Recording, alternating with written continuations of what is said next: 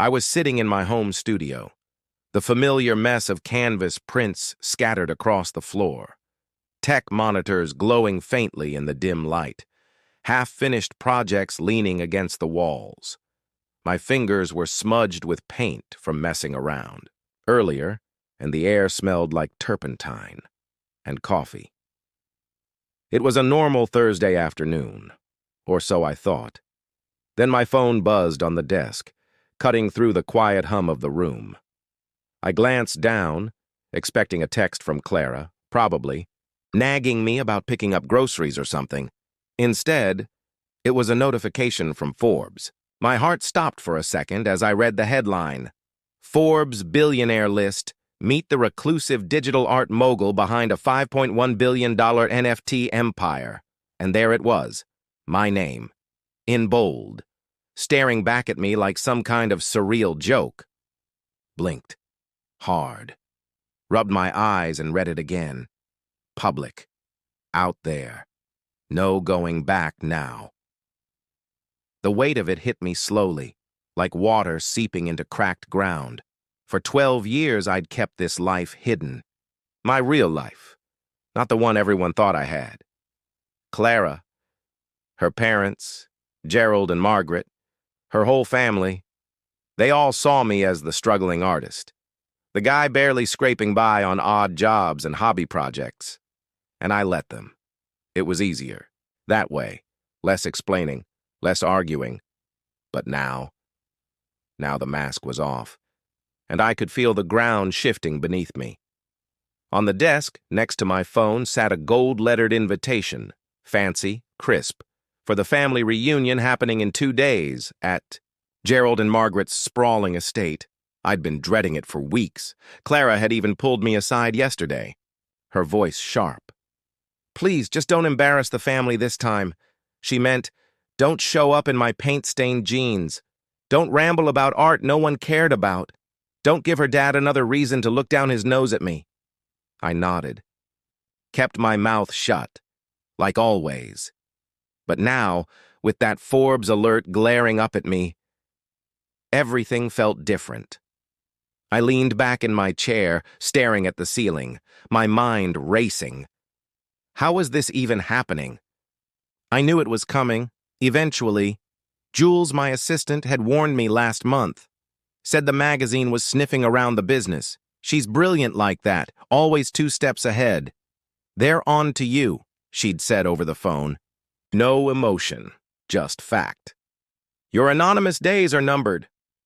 I'd shrugged it off, told her to keep the jet on standby and the island prepped, just in case. But seeing it live, seeing my name tied to billionaire and mogul, it felt like someone had kicked the legs out from under my chair. Clara didn't know. Her parents didn't know. None of them did. For 12 years, I played the part they wanted me to play. The broke dreamer married to their perfect daughter. The guy they pitied at every holiday dinner. I drove a beat-up truck. Wore clothes that looked like I pulled them from a thrift store bin. Let them pick up the tab when we went out. Why?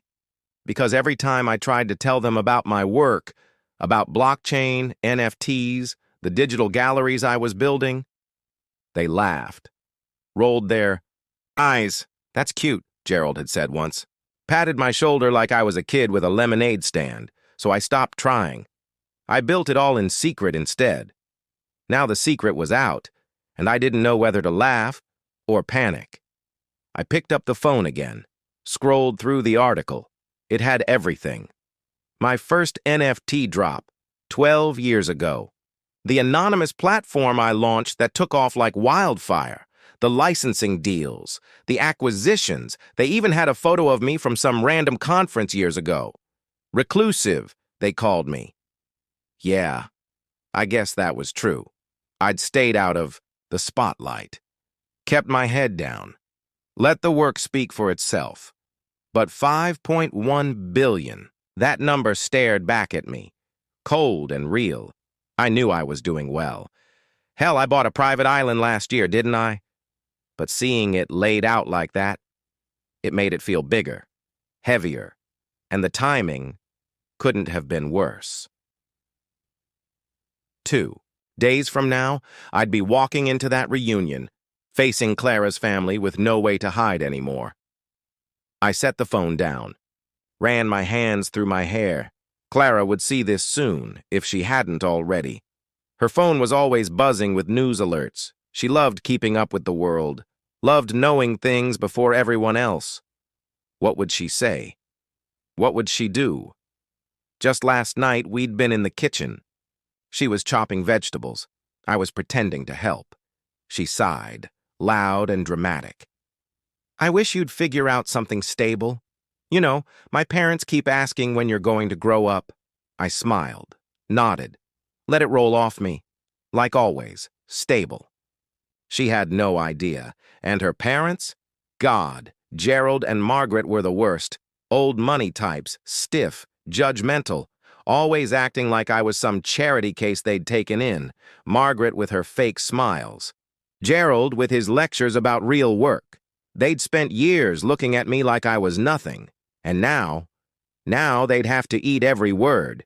Should I keep going into the phone call with Franklin and Clara's text next? Let me know if you want the second half cleaned up too.